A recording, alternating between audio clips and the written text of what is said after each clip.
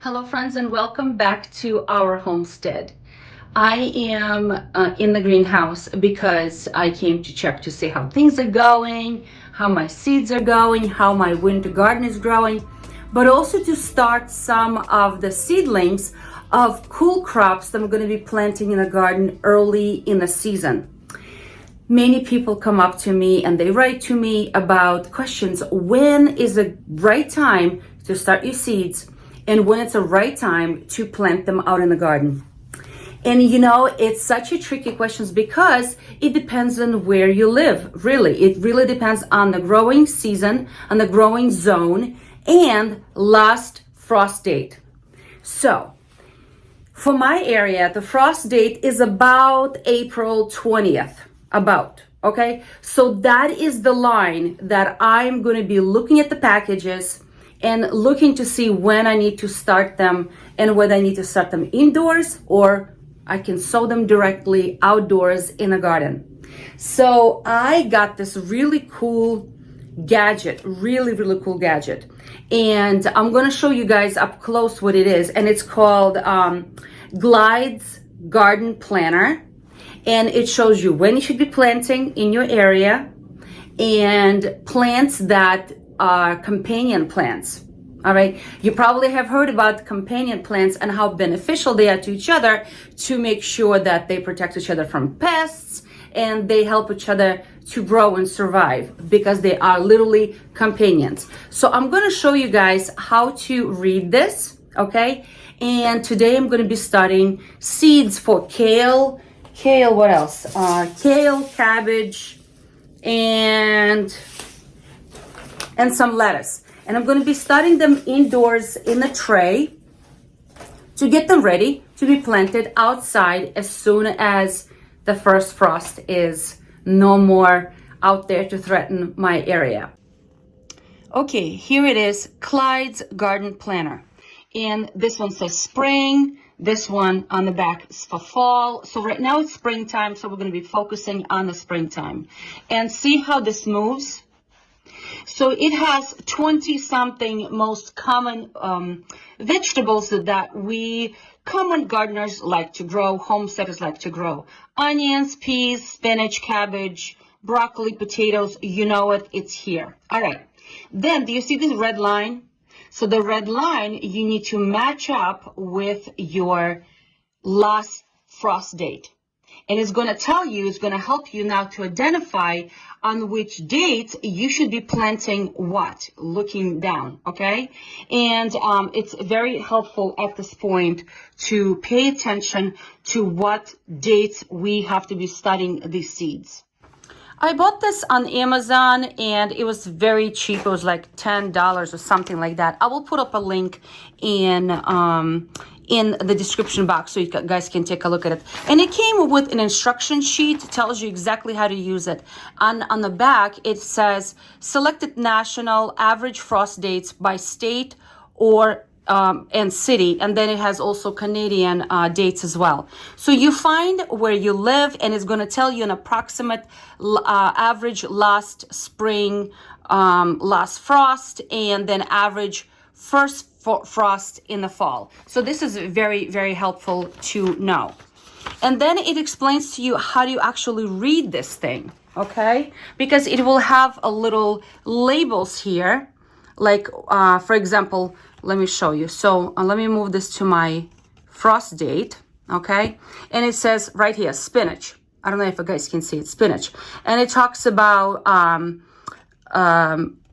FP, meaning that, and again, in the bottom, it tells you what it is. First outdoor planting date. And it will tell you for spinach in my area, I can plant it mid-March. So it's one of those things that's going to help you to understand. So it's not too early to plant. So spinach is very hardy. It can go outside much earlier.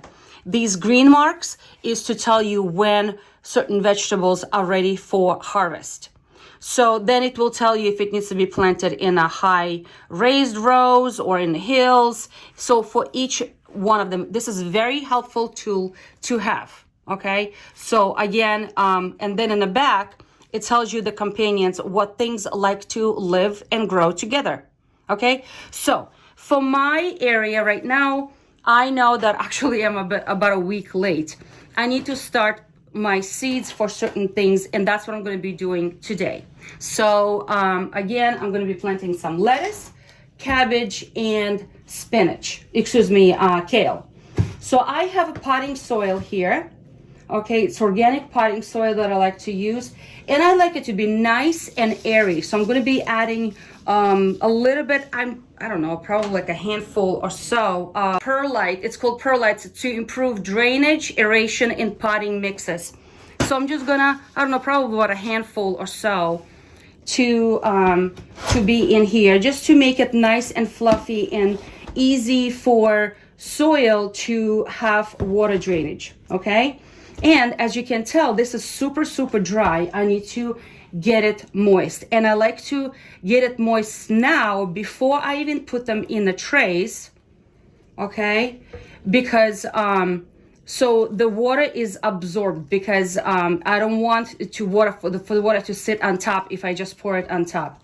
So I'm just pouring it right now in here, and I'm going to be mixing it all together. Okay, I'm going to mix it all together, and it's going to create nice and moist soil. Okay, and I'm going to put some gloves on. I'm going to test the soil, okay, to make sure that it's actually moist enough. Okay, and then these trays I'm actually going to bring in the house and put it under growing lights, because right now it's the second week of March, and it's still very cold here at night. Okay, much better. Okay, so this looks more like a clump now. Okay, so here are my trays.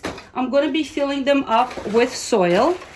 Okay, I'm going to fill them up with soil pretty much all the way to the top, but kind of loosely. And I'll show you what I mean by that. It should be a little loose. Everyone has their own method of how to do it. Some people complicate it so much. There's really no need to complicate anything.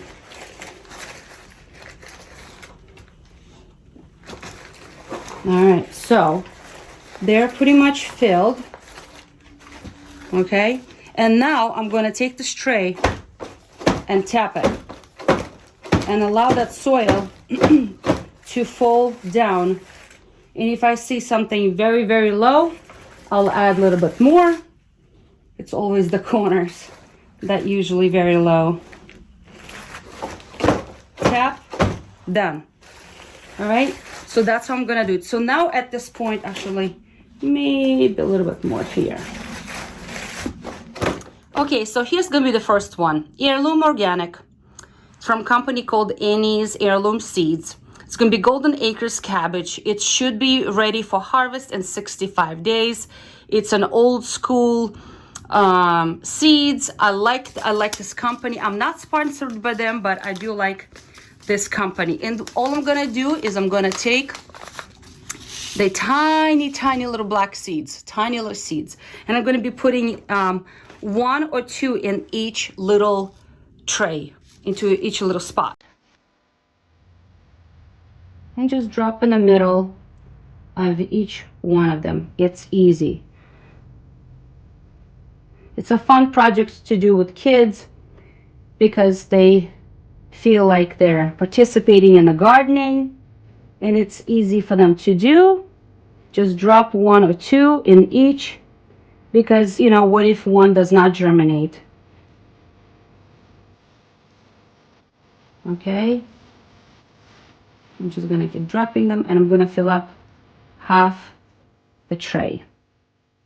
What's important is that they need to be covered with about 1/4 inch of soil, and the soil should be nice and loose, and it should be literally 1/4 inch, not much at all. So I like to just grab a little bit, okay, in my hand, and just sprinkle. Just sprinkle, just like this. These greens are very fast, cruciferous vegetables, very fast at germinating. They should germinate in about 5 to 7 days. They're very, very hardy. Okay, it doesn't take much for them to germinate at all. So just tap a little bit at the top, and I'm gonna take some water, and I'm just gonna lightly water the entire tray like this. It's very important that I create a label so I will not forget what it is. And if you have watched me guys before, you know that I take an old plastic container, I take a pair of scissors, and I just cut a piece out. Okay, and with a Sharpie, I write on it what it is.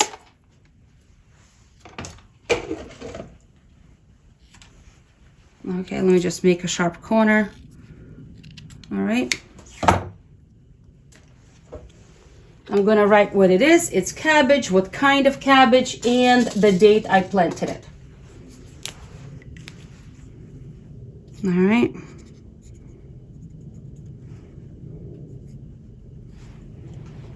And it's gonna go in a corner, and I will know exactly what is in here.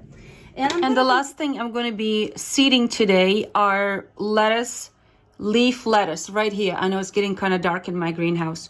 So this is the date. So this again lines up. If this is going to be my frost date for where I live right here, and SI means seeding inside, and it tells me when I should be doing it, and it's right for March 15th, which is March 14th is today. So perfect time for me to seed my lettuce leaves, and that's what I'm going to be doing in my other tray.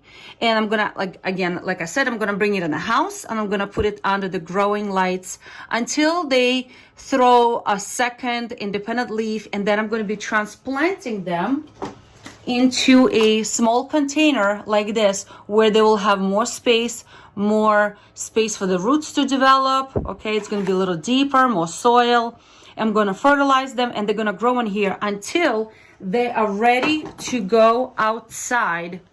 When they are ready to go outside to be planted in the soil, right here, and it's like letter leaves right here. FP means first outdoor planting dates, and that's going to be first week of April. They germinate pretty fast. In about 5 to 7 days, they're going to germinate. So they grow kind of fast. So I need to get them ready for our cool temperatures garden here in New England. Okay, so that's the plan. And I hope that you guys go ahead and get this growing garden planner. It's very useful. It has lots of little tips. It's super cheap. I'm going to put a link in the description box, but it's going to help you not to plant things outside in the garden way too early, because we can have a frost snap late April, and then next thing you know, the tomatoes are dead, the peppers are dead, especially those that are very sensitive to temperatures, you know, those Mediterranean plants, okay? Or even the potatoes, sometimes people plant them way too early and they die because they freeze in the soil. So this is a very useful tool to have for a beginner gardener, or any gardener really. It's one of those good things to have, to know when to start the seeds, okay, because they all come different times. They shouldn't all be started on the same day. And then when is right time to transplant them outdoors into the ground in a garden, okay? So again, spend a little time reading through it, follow the directions, and learn when is the right time to plant things in your area. Also, like I said, it has a list of companion plants, vegetables together. So for example, I know that for my for the lettuce, I'm going to be growing, I can grow them together with onion, carrots, bush beans, peas, spinach, and radishes. Okay, they're all cool crops, so they all can be together. Stay tuned, because this year I'm going to be planting my cruciferous vegetables a little bit differently. Okay, a little bit differently. I'm going to attempt to protect them from caterpillars, from white moths that completely devour my organic garden. So this year I'm going to do something a little different. So stay tuned, follow me, subscribe, and not to miss that video. On this note, friends, I hope you are encouraged to grow a garden. There's just something so delicious and special when you go and you pick from your own garden. I'm going to throw something else your way. Grow a little bit more than you have done in the past. Not just to share with those who can't have a garden, but also to preserve and put away food for the winter months. It is important that we grow enough to feed ourselves for a year. Not just pick a couple of tomatoes for fun and a couple of cucumbers for fun. No, no, no. Eat today, enjoy them fresh, but then learn how to preserve them and how to put them away for winter months until the next growing season, that you always produce your family with fresh and organic and delicious produce. So friends, be encouraged and try something new.